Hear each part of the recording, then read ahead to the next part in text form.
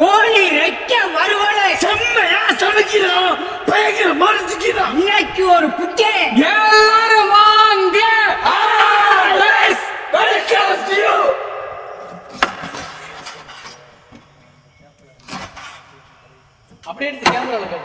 இந்த மாதிரிதான் இருக்கணும் சொல்றாங்க. இதான் கோழியோட ரெக்கட்டை. இந்த ரெக்கட்டையை வந்து 3 துண்டா போடலாம். இப்படி ஒரு துண்டு, இப்படி ஒரு துண்டு. இந்த 2 துண்டை வச்சுதான் இன்னைக்கு விங்ஸ் பண்ண போறோம். இந்த மேல உள்ள துண்டு இப்ப நமக்கு தேவையில்லை.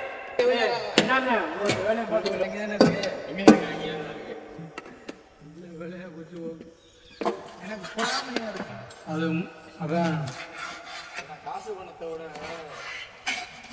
ரொம்ப முக்கியம். அள்ளி போடுறாங்க.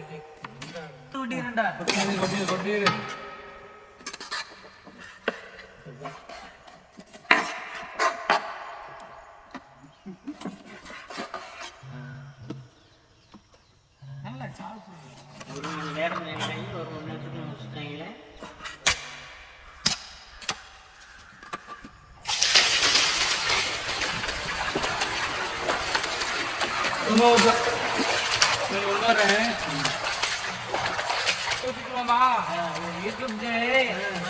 தண்ணி கூட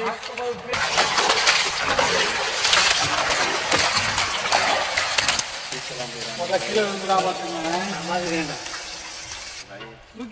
தண்ணி அவ்வளவுதான் இருக்கு, கொஞ்சோண்டு தான் இருக்கு. அதான் சட்டி காஞ்சிருச்சு.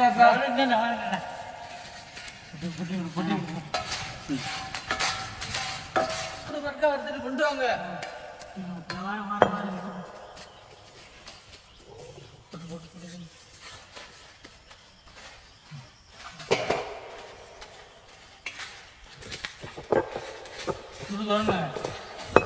நைஸா இருக்குது.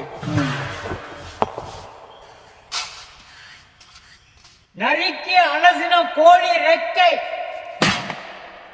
அரைச்ச இஞ்சி பூண்டு,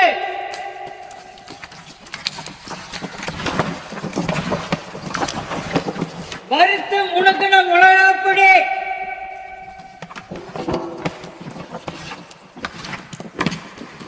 முணுக்கின மிளகு தூள்,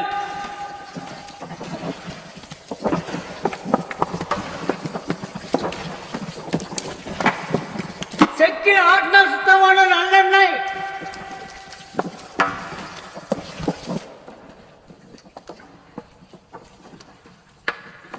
முணுக்கின கல்லுப்பு,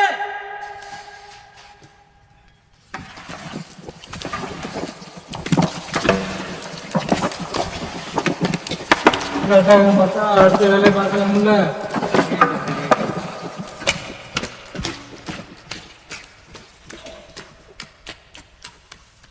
செக்கில் ஆட்டின சுத்தமான நல்லெண்ணெய்,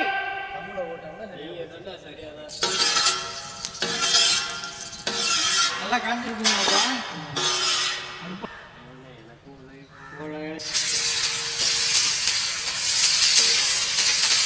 போட முக்காங்க இருந்தது.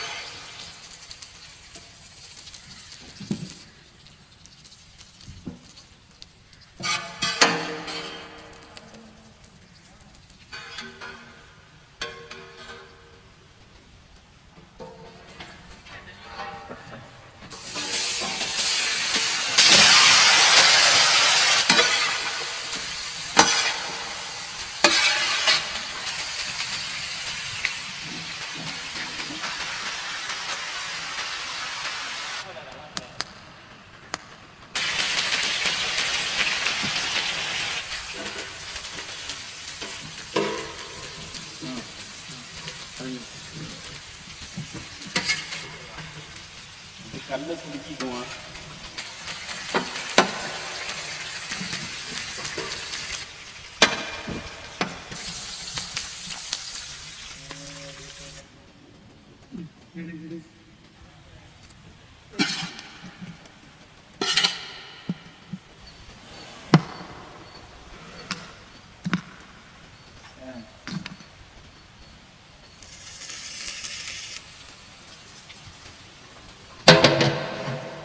நான் ஏறி உட்காந்துக்குவா புகையெல்லாம் வெளில வராம இருக்கேன். ஏறி உட்காரு, அப்புறம் தெரியும்.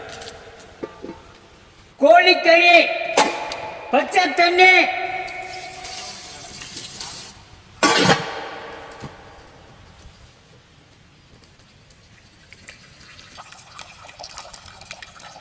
கோழி வேக வச்ச தண்ணி,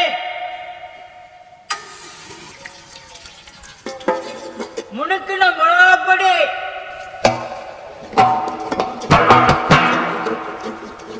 அரைச்ச இஞ்சி பூண்டு,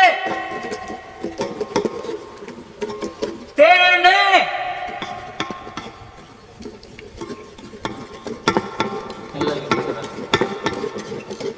சோயா சாறு, எலுமிச்சம்பழ சாறு, முணுக்கின கல்லுப்பு, சோள தண்ணி. சிம்முல வையே.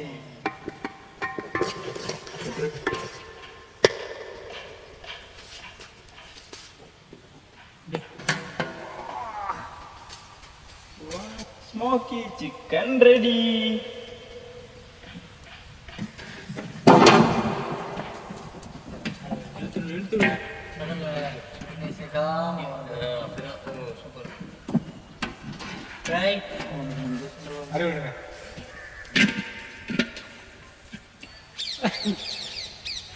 நம்மளே செஞ்ச கோழி தேனு சாசு.